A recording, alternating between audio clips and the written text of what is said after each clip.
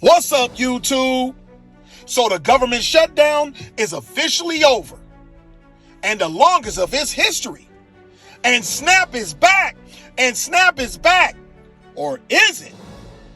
Brooke Rollins had this to say about SNAP. What we have found is staggering. SNAP is a broken program. What we have found is staggering. SNAP is a broken program. 500,000 people getting benefits 2 times under the same name. SNAP is full of corruption. We found 186,000 dead people. The Agriculture Secretary Brooke Rollins says that the SNAP is broken and full of corruption. And this is what the Trump administration will require SNAP benefits to require them to reapply for benefits. Food aid recipients are already required to recertify their information regularly. But the move is part of the USDA Chief Brooke Rollins' efforts to overhaul the program. This is the crackdown on SNAP. So if y'all thinking that this thing is just going to just keep rolling like let's just start from where it left off before the government shut down, you better get ready and you better make sure your shit's legit. All right? The Trump administration will require millions of low-income people to reapply for food stamps as part of an effort to crack down on fraud. Now, the Agriculture Secretary Brooke Rollins said, Rollins told Newsmax on Thursday she plans to have everyone reapply for their benefits, make sure that everyone that's taking a taxpayer-funded benefit through food stamps, that they literally are vulnerable and they can't survive without it. She did not provide further information on when or how people would need to reapply.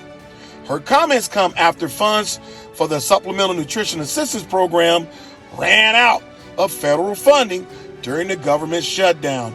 Hit that subscribe button. Now, leading many conservative pundits and even President Donald Trump to criticize just how much the government spends on food stamps. SNAP, which serves nearly 42 million Americans, cost roughly $100 billion in fiscal year 2024. That's a lot of bread. SNAP fraud can occur when participants intentionally lie about their qualifications for the program.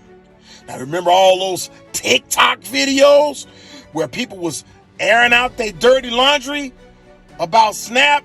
Why in the hell, if you're getting over on the system, will you promote yourself on social media? I digress, but it was happening. It says that they were intentionally lie about their qualifications for the program. Retailers exchange benefits for cash or criminal skim EBT cards for benefits. Now, this is per USDA's Food and Nutrition Service. But anti-hunger groups say there's not nearly as much fraud as the Trump administration alleges, and note that SNAP only issues about $6 a day in benefits to the average participant. Now, state SNAP administrators already require participants to recertify their information as often as every 6 months. And families that receive benefits are expected to keep their work history, income, and other personal information up to date.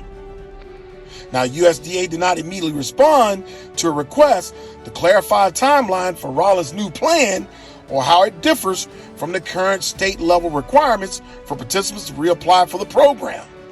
Now, Rollins has teased an announcement of a new plan to overhaul the program in coming weeks. I'm telling you, change is coming. The crackdown is coming. She has already directed the states to turn in sensitive data on SNAP participants, including their Social Security numbers, though that effort is currently being challenged in court. The secretary said Thursday, and you're going to hear it in this clip, that 186,000 deceased men and women and children are receiving a check through SNAP, citing data from 29 states that complied with USDA's request for information. Check out this clip.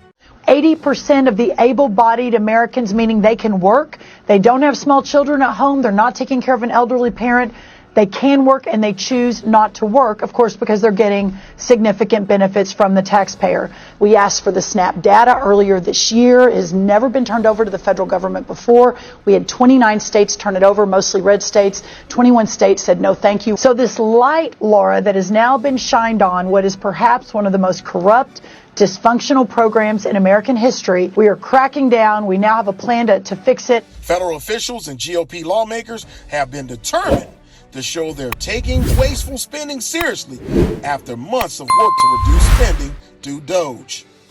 The One Big Beautiful Bill Act, signed into law in July, implemented a $186 billion slash to SNAP spending and included new work requirements and other restrictions on who received benefits.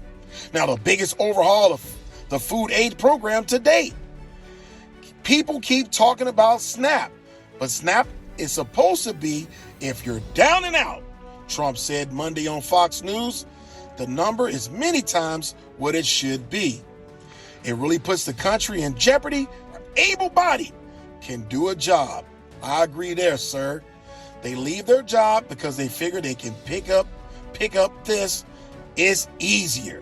That's not the purpose of SNAP. Guys, what's your thoughts?